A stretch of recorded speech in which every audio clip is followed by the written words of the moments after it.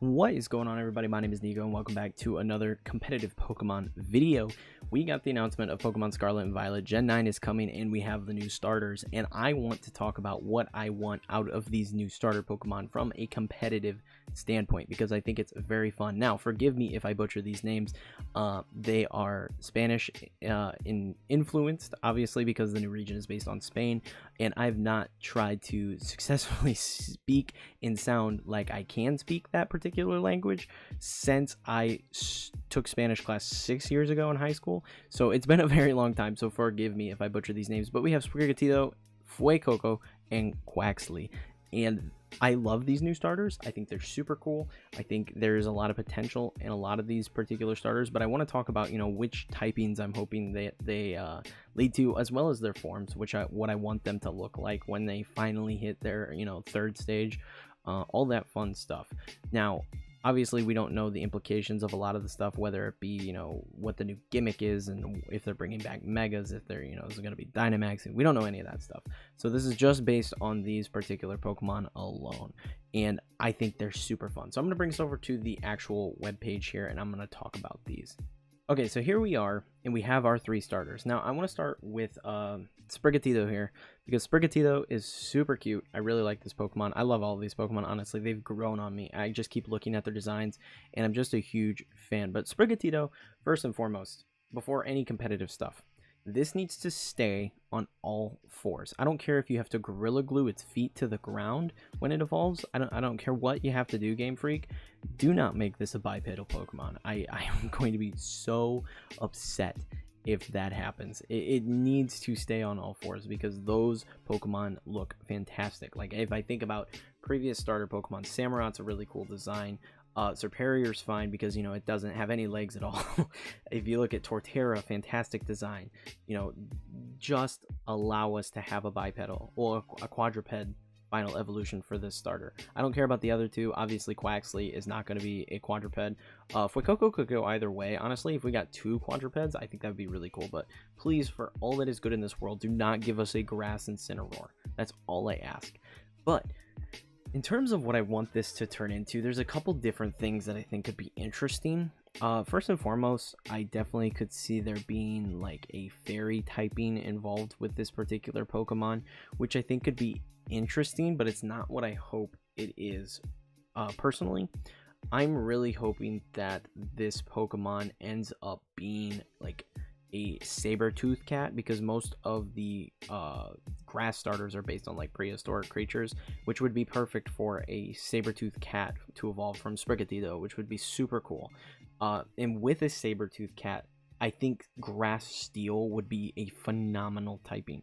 I think it would be super fun. Obviously, that's a very strong typing anyways. If you look at things like Kartana, it's just a super good typing for this Pokemon. It could be really, really cool and actually make this Pokemon pretty nice off rip. Now, I want to say that I want the hidden abilities to be in the game and obtainable right away. I don't want the Sword and Shield thing where we have to wait forever, but I also want their abilities to be pretty good, like pretty good off the rip, not like overpowered like they're crazy, but like on their own they're viable Pokemon to use, because I think there could be some really cool stuff. And like sometimes it takes a while for starters to see any sort of viability until, like in Sword and Shield, we didn't really see a whole lot of use of the starters that were like effective until we got the Isle of Armor and the hidden abilities were added and stuff like that.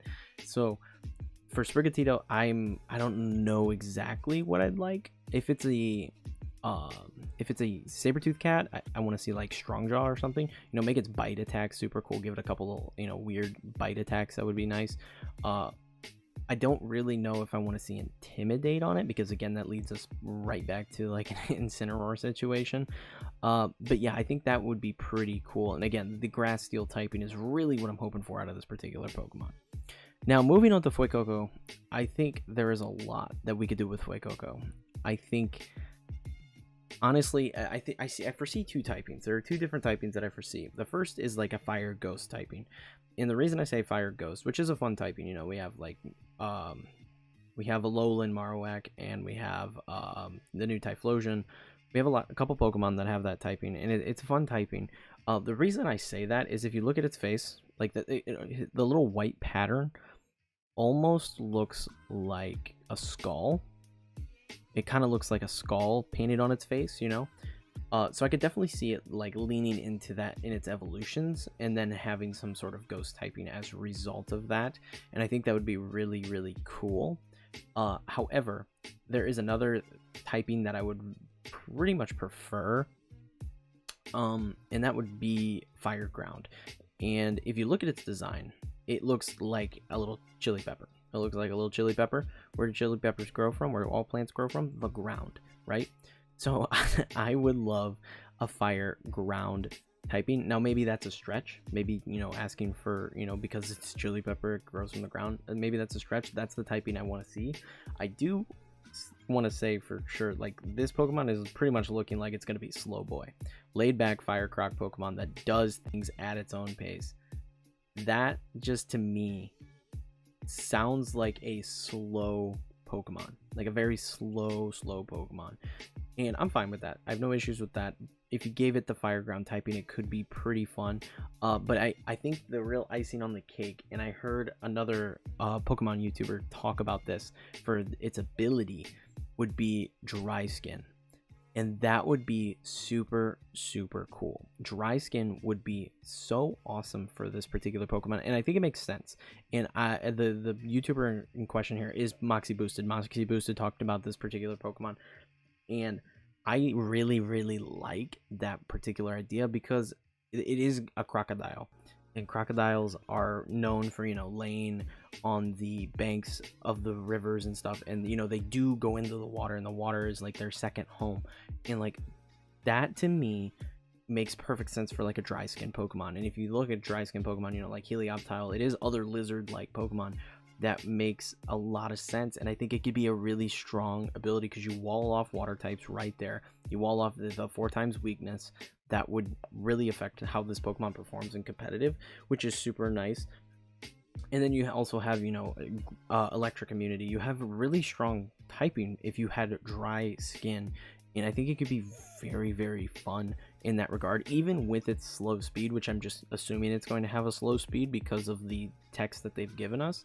I think it could still be a really fun Pokemon to use if they go that route. I think that's definitely what the hidden ability should be. I think that's just really cool. So I think the Fire Ghost could be cool. It's definitely something that would be interesting to see how it plays out. But personally, I'm hoping for Fire Ground with Dry Skin. That just sounds super fun to use. Finally, we got the boy Quaxly, and Quaxly is super cute. It just looks so cool. I love its design. The thing about all these starter designs is they're so simple and they have so much room for growth and possibilities that I'm really excited to see their evolutions and their final forms. It's super exciting to me. Quaxly, in terms of typing, I don't really know. I don't want it to turn into a water flying type. I really don't. I'm not big on that typing. I think there could be a lot of cool things they could do, and personally, I think an ice typing would be really cool for this Pokemon. I don't know if we get an ice typing. Like, this is the one that I really don't have a clear idea on what I want. I think, honestly, you know, if we follow the trend of the last couple generations, you know, we had Incineroar be the main standout starter Pokemon in competitive play from Gen 7 moving into Gen 8. We had Rillaboom.